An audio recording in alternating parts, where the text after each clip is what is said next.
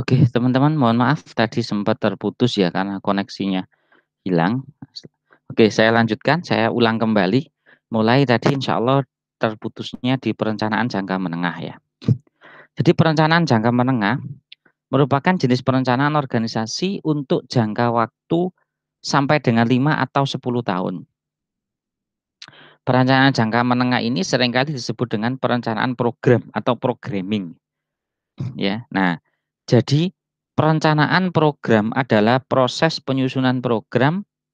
Program itu tujuannya apa? Untuk menggariskan atau membatasi tindakan yang akan dilakukan.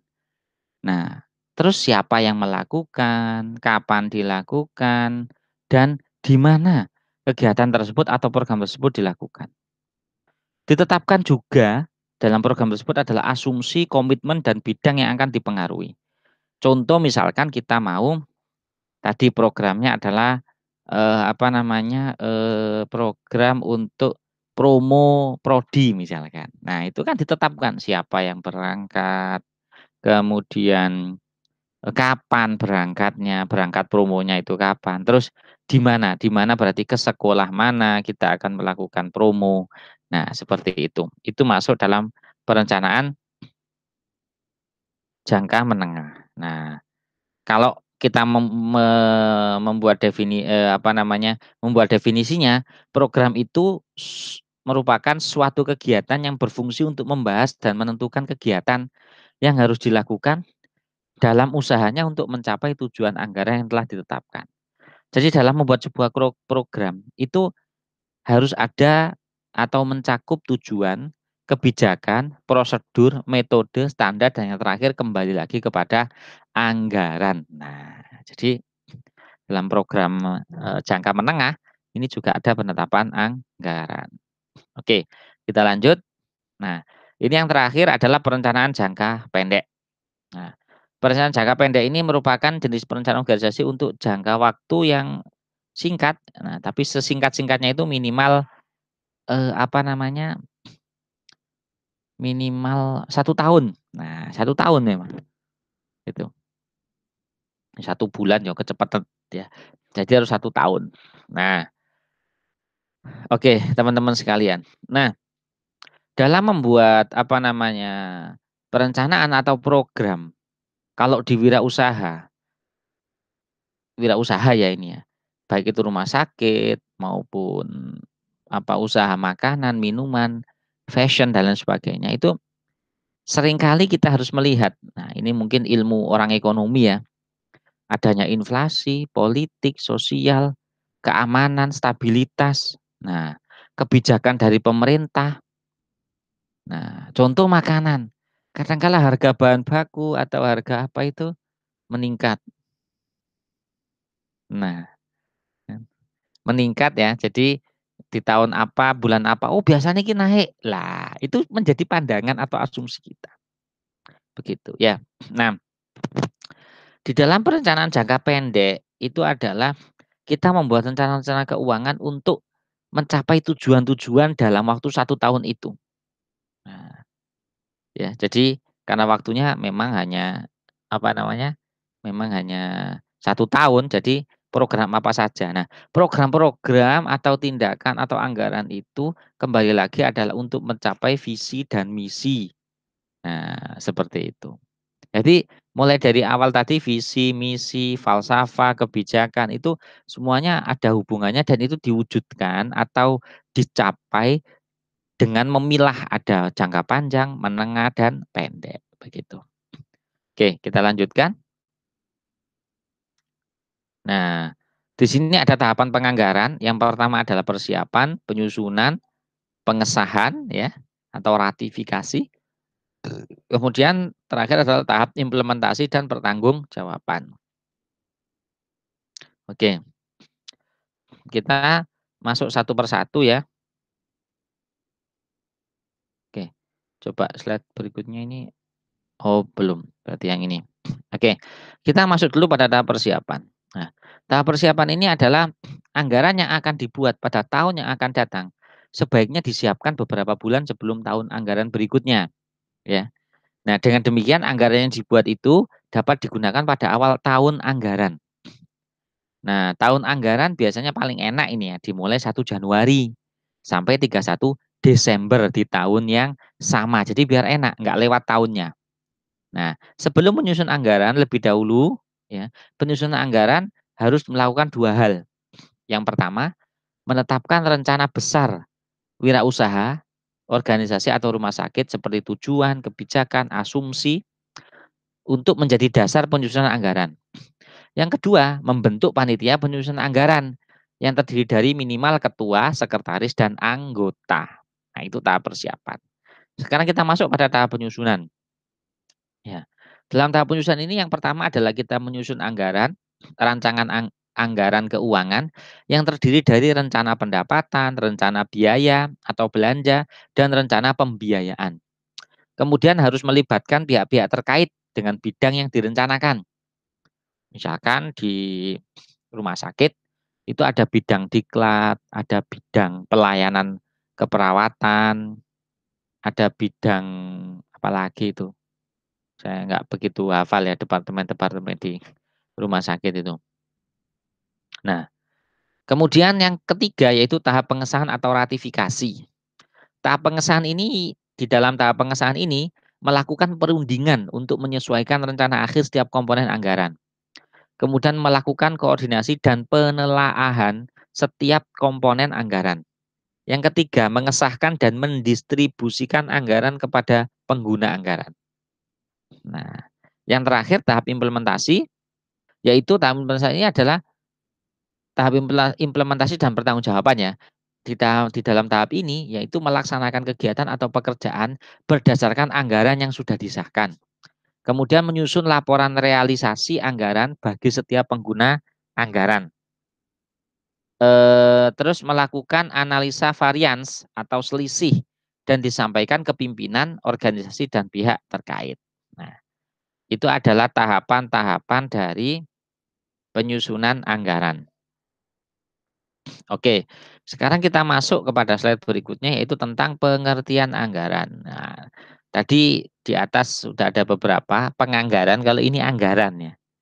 Nah, secara definisi anggaran itu adalah dokumen perencanaan keuangan untuk masa depan yang pada umumnya mencakup jangka waktu 1 tahun dan dinyatakan dalam satuan moneter.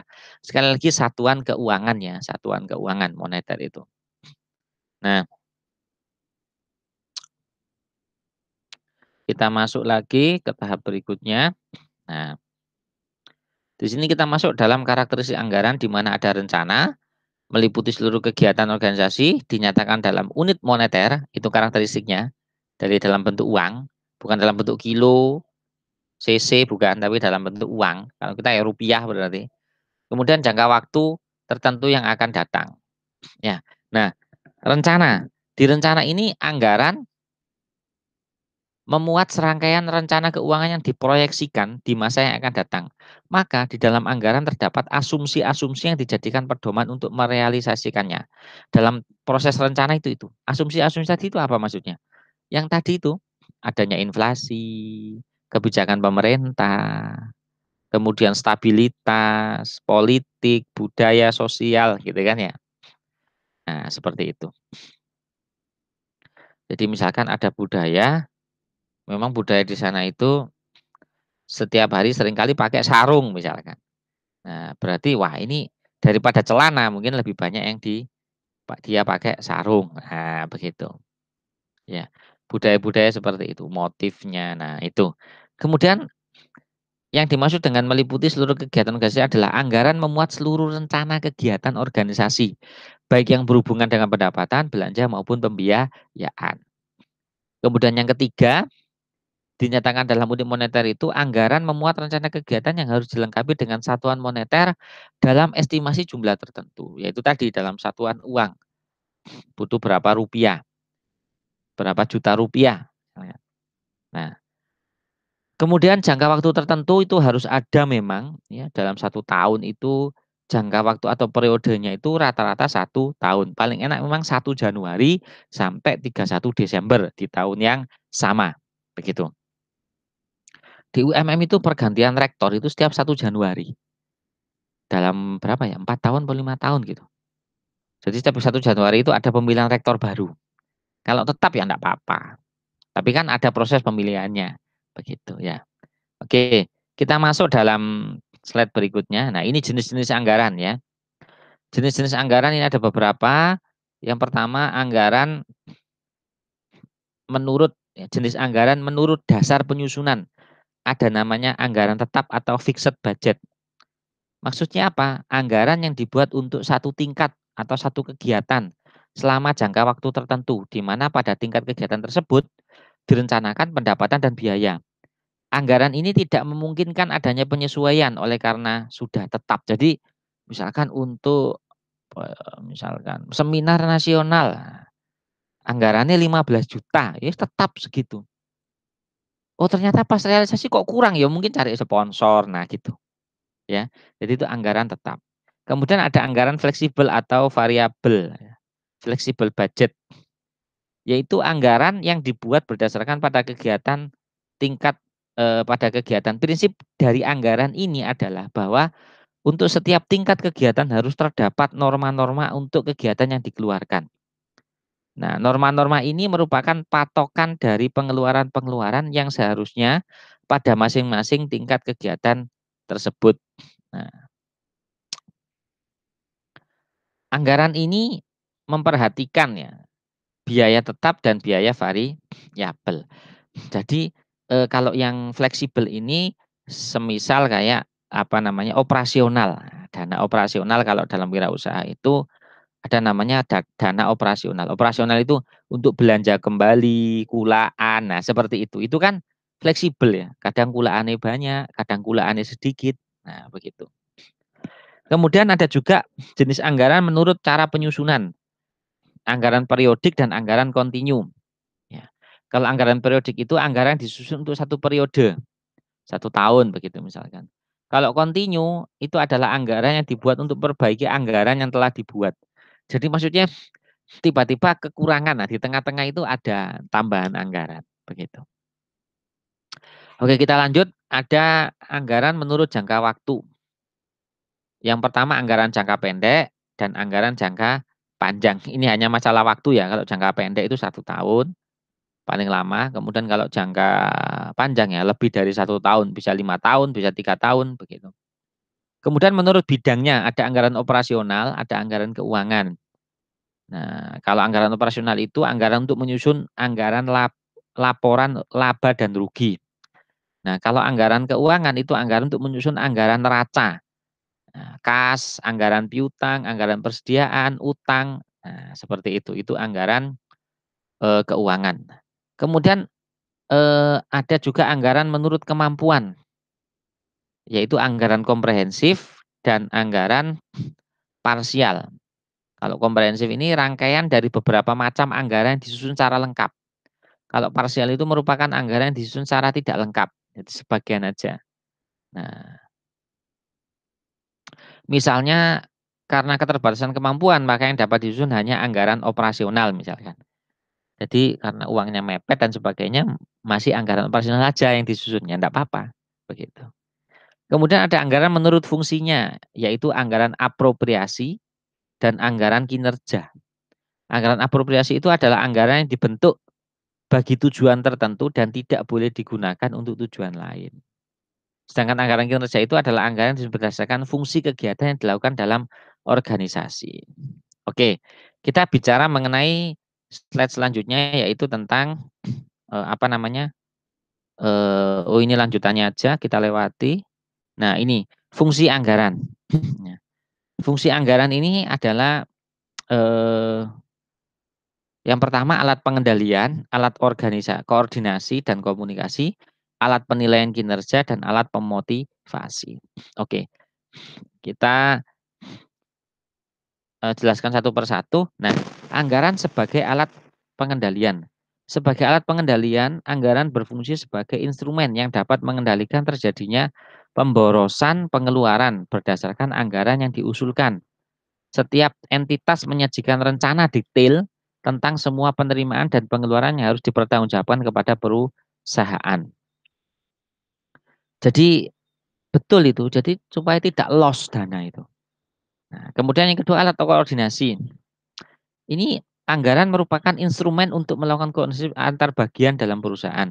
Sebagai alat komunikasi, anggaran berfungsi sebagai alat komunikasi antar unit kerja agar tidak tumpang tindih. Jadi ada pemilahan anggaran. Oh, anggaran yang segini ini untuk kegiatan ini. Ini untuk kegiatan ini supaya tidak tumpang tindih.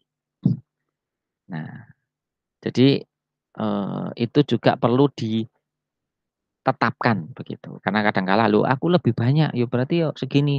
Ternyata pas ini lebih banyak, yang ini nggak cukup, kehabisan. Nah, itu nggak boleh. Karena ada tumpang tindih berarti. Nah, kemudian fungsi berikutnya adalah alat penilaian kinerja. Nah, anggaran itu merupakan wujud komitmen dari pihak eksekutif sebagai pengguna anggaran kepada perusahaan sebagai pemberi wewenang. Nah, kinerja pihak eksekutif sebagai manajer ini berdasarkan pencapaian target anggaran dan efisiensi pelaksanaan anggaran. Jadi di salah satu organisasi itu, oh ternyata anggarannya terserap habis, kegiatannya ada wujudnya. Berarti ini sebagai penilai kinerja. Berarti jalan ini departemen ini. Nah, begitu loh, ya. Nah, kemudian alat pemotivasi. Nah, ya jelas. Dengan adanya anggaran, kita termotivasi mau melakukan apapun, ada biayanya, mau mengerjakan apapun juga ada istilahnya itu uang lelahnya. Nah, seperti itu. Ya. Nah, sekarang kita lanjut pada slide terakhir. Nah, variabel anggaran efektif. Di sini ada macam-macam mulai dari penghargaan, perilaku pimpinan, perilaku pemimpin, perilaku rekan sekerja, komitmen, change efficacy, orientasi kerja tim, komitmen program, degree of participative, congruence, dan job related tension. Oke, kita cek satu persatu. Yang pertama penghargaan. Penghargaan ini adalah sebuah insentif atau honor yang diberikan kepada pegawai, ya. Nah, jadi baik bersifat keuangan maupun non keuangan. Keuangannya jelas berupa uang ya. Kalau non keuangan itu apa? Contoh asuransi kesehatan itu juga dibayari perusahaan. Ini kan non keuangan. Kemudian perilaku pemimpin. Jadi misalkan ada sebuah kegiatan, ada pemimpin misalkan kalau di tempat kita dekan, penanggung jawab, ada ketua, ada ini. Nah, itu juga ada honornya. Kemudian rekan sekerja. Nah, ini misalkan manajemen ya, manajernya. Nah, itu juga ada honornya sebagai manajer karena dia perilakunya itu mempengaruhi rekan yang lain. Kemudian komitmen organisasi. Nah, ini diberikan honor jika mencapai tujuan organisasi tertentu. Nah, misalkan bisa melaksanakan program ini, misalkan di bank atau apa, dapat honor. Nah, seperti itu. Nah, change efikasi, ini misalkan merupakan keyakinan seseorang tentang kemampuannya untuk berubah dan menyesuaikan dengan tuntutan perubahan. Misal naik jabatan, itu juga ada perubahan atau ada anggarannya. Nah, kalau di sebagai dosen itu ada jabatan fungsional, teman-teman. Mulai dari tenaga pengajar. Kemudian kalau naik menjadi asisten ahli, nah itu juga ada tambahannya, berapa ratus ribu begitu. Naik lagi menjadi lektor, lektor kepala, terakhir profesor. Itu semuanya punya perbedaan atau change efficacy. Nah, kemudian ada orientasi kerja tim. Ya. Nah, ini misalkan ada di sebuah tempat atau wirausaha itu ada sebuah tim yang memiliki komitmen program tinggi, mencapai programnya. Nah, itu bisa kita berikan anggaran khusus. Ya. Kemudian komitmen program. Nah, ini setiap program ya yang dijalankan organisasi atau wirausaha itu juga kita berikan anggaran. Nah, terus berikutnya ada degree of participation congruent, itu maksudnya adalah partisipasi merupakan keterlibatan pegawai dalam proses penyusunan anggaran. Jadi dalam menyusun anggaran itu juga ada anggaran untuk orang-orang yang menyusun anggaran, begitu ya. Nah, terus terakhir job related tension itu merupakan tekanan pekerjaan. Jadi misalkan ada pekerjaan yang bebannya lebih tinggi, itu honornya boleh berbeda. Contoh ini, perawat yang bekerja di ruang COVID, itu dapat tunjangan beda, gajinya juga beda dengan perawat yang lain.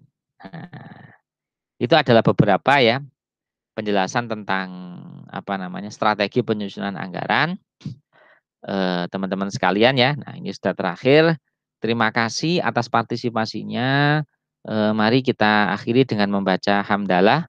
Alhamdulillahirobbil alamin.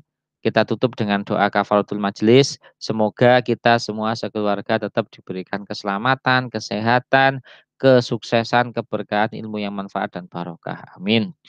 Bismillahirrahmanirrahim. Allahumma sholli ala sayyidina Muhammad wa ala ali sayyidina Muhammad walhamdulillahirabbil alamin. Subhanakallahumma bihamdika asyhadu an la ilaha illa anta astaghfiruka wa atubu ilaik. Subhana rabbika rabbil izzati amma yasifun wa salamun alal mursalin walhamdulillahirabbil alamin. Saya cukupkan sekian, mohon maaf atas segala kekurangan. Saya akhiri. Wabillahi taufik wal hidayah wa ridha wal inayah. Wassalamualaikum warahmatullahi wabarakatuh.